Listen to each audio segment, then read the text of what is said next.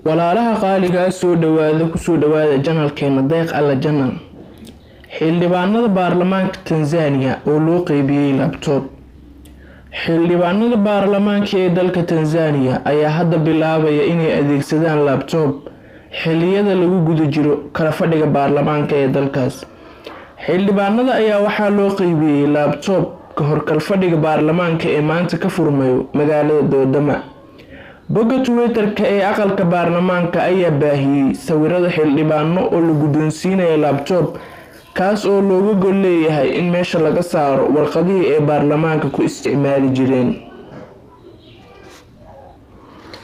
Stephen Kagagi oo ah karaaniga baarlamaanka Tanzania ayaa sheegay in talaabadan looga gol leeyahay in lagu yareeyo kharashaadkii ku bixi jiray daabacadda warqadaha oo ay adeegsadaan xildhibaanada marka ay socdaan doodaha.